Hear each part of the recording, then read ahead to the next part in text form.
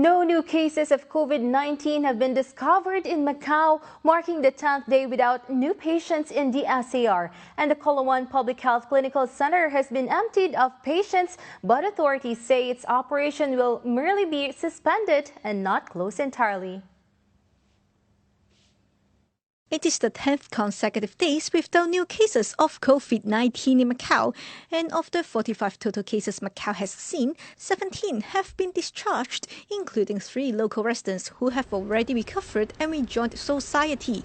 The health authorities say that the 3 former patients are in good health, while the remaining 28 patients are in stable condition, with only 1 patient experiencing fever and alternatively requiring a low level of oxygen. During today's press conference, the authorities revealed that 5 new people were required to undergo medical observation yesterday, bringing the total to 315 people under observation. At the moment, there are no longer any patients being isolated at the Coloan Public Health Clinical Center, but the officials say they are not closing the center as there are still chances that it could receive people in the future. In the second wave of the outbreak, the situation seems to have eased in Macau. We don't have a new patient. In other words, we don't have any close contacts of a patient currently, so the Coloan Public Health Clinical Center has no people now. But we can't say that we have closed the center. We are suspending the operation. Journalists today raised concerns on the matter of the border restrictions between the mainland and Macau. Authorities say there are currently no restrictions on mainland Chinese tourists, while the list of high-risk regions encompasses Guangdong, Hunan, Zhejiang, Beijing, Shanghai and Chongqing. When asked if the chief executive and top officials will be quarantined after attending the 2 sessions of the National People's Congress in the mainland, the authorities reiterated that the list may change in the coming days. From my knowledge, the date of the 2 sessions has not been officially confirmed and announced, and I want to share with you that the measures are changing in accordance with Macau and different regions' epidemic situation. As there's still a long time until the end of May, it's a very long time for the epidemic situation to evolve. The high-risk or widespread region list will be changed in accordance with the epidemic situation. In addition, the Public Security Police Force say that they have not received any information from the Buhay authorities regarding adjustments to the immigration policy. The PSP say that yesterday more than 16,000 people entered and exited Macau, including 15,200 Macau residents and 740 visitors.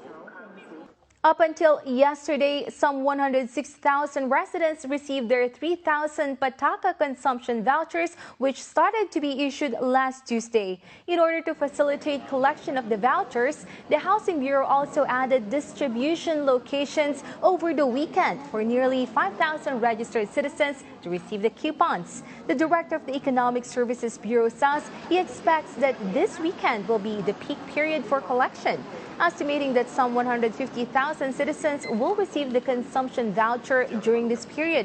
He also assured that there has been no abnormal situation with the balance of the cards. So far, I've not received any reports of abnormal situations regarding the activation of the balance on the cards. The government department will have a machine for citizens to check the balance. If the citizens collect the card from banks, they can check the balance online after half an hour. The head of a local migrant workers union has reacted to the government's exclusion of domestic helpers in the new minimum wage bill. Meanwhile, a representative of the Federation of Trade Unions says that the bill's plan to revise the minimum wage every 2 years is too long. After years in the making, the Legislative Assembly earlier this week passed the minimum wage bill. The bill sets the minimum wage at 32 patakas per hour and applies to both local and migrant workers. But there are 2 notable exemptions: people with disabilities and domestic helpers. Lawmakers reason that the former are excluded because their pay will be partially subsidized by the government to balance labor opportunities, while saying that domestic workers aren't included because their employers do not profit from the work they do. According to official data, there are nearly 31,000 foreign domestic workers in Macau.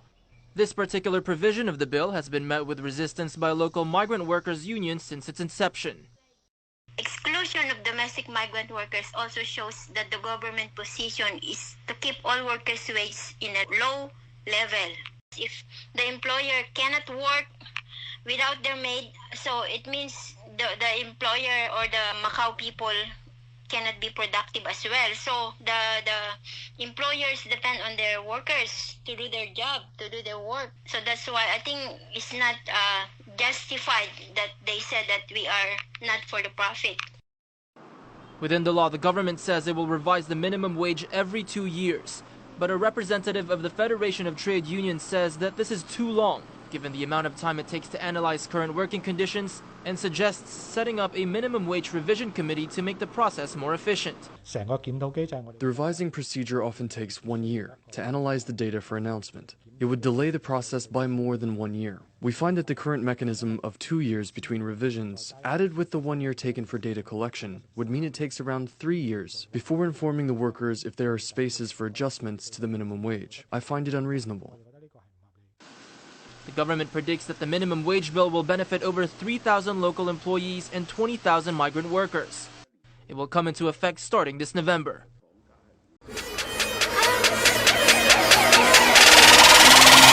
What they don't do shit!